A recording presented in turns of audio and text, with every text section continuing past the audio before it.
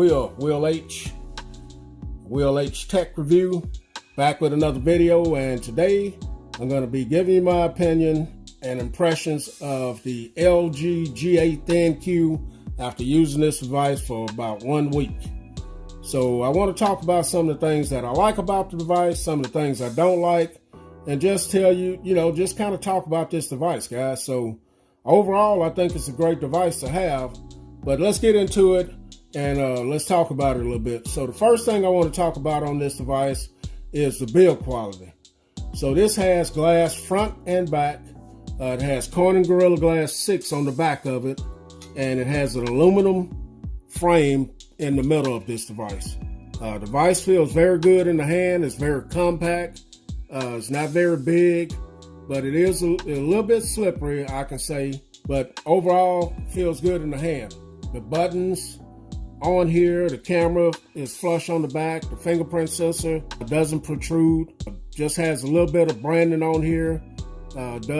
These buttons and everything feel really good on this device. It's IP68 water and dust proof, and it also is military tested for drops and stuff like that. So very, very well built device here. The fingerprint sensor works great on the back of it. You can pick this up for two colors from AT&T. AT&T Platinum Silver, or you can get the Aurora Black.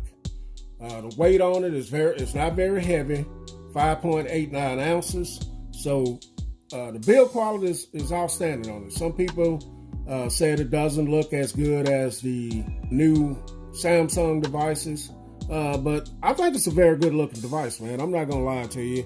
In my opinion, this color that I have is great. I think I'd rather have this than the black one. So the next thing I want to talk about is this display. This has a 6.1 inch 1440 by 3120 OLED display. It has 563 ppi, and all I can say, this display is crisp, it's clear, it's vibrant. Don't have any problem seeing this in the bright sunlight. Gets pretty dim as well. The body ratio to screen ratio on this thing is 88.66%. So it's covering up a wide majority of the front of this display. So pretty much all screen here. Now you do have the notch there, which you can hide the notch if you don't like it there. To me, it doesn't really matter anymore. The only problem I have with this device would be typing. So let me bring up something where I have to use the keyboard here. And as you can see, with my big thumbs, I'm used to phones a little bit wider, give you a little bit more keys there to type on. But that's the only thing with me is the typing, because the phone is so narrow and tall. So display is all great, all good on it. Now, as far as the battery on here, this has a 3,500 milliamp battery.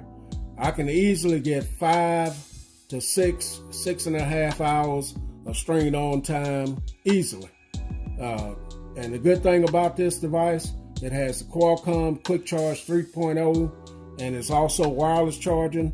So you get great battery life, and then it's fast charging as well. So quick charge. You don't have to worry about battery life on this device. The battery life has been great. Now this thing has two cameras on the back of it.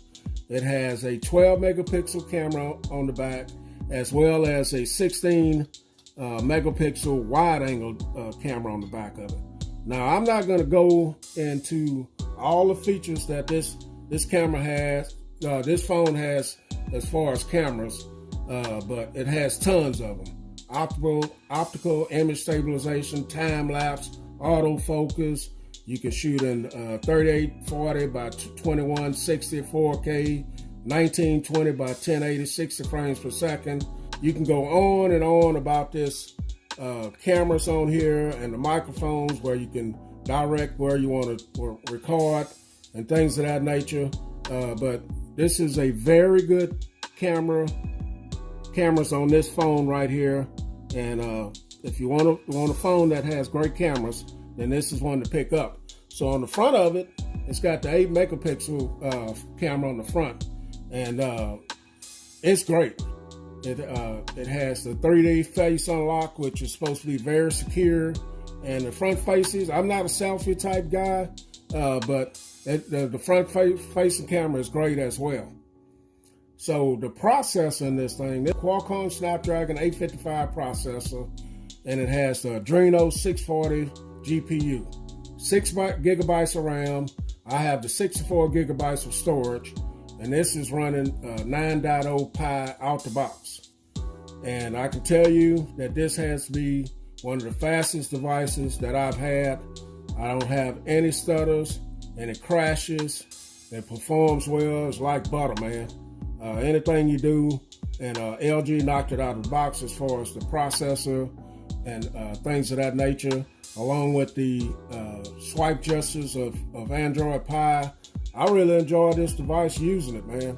It's a pleasure to use, and very quick. Apps open quickly, close well, and the phone, I've never felt the phone get hot in the week that I've been using it. So out the box, I'm still using LG's software. I didn't put a different launcher on here. So what a lot of people don't like, they don't like when you get into the settings menu here, they have these tabs. I kind of like it, man. I think it's okay to have this tab system here. Let me get back to it. Trying to do this behind the camera, guys. So the tab view is here. You know, you got general here. They got it divided up. So to me, I like it. As you can see, I'm running a little dark theme on here. So as far as the menu set, the setting and all that, I like it. I'm not going to change put another launcher on there right now. So the speakers on here. So this has what they call the crystal sound OLED speakers or whatever, where the sound comes out. You got one speaker down here, and then your sound comes out through the face of it right here. It sounds pretty good. I've had phones that sound better.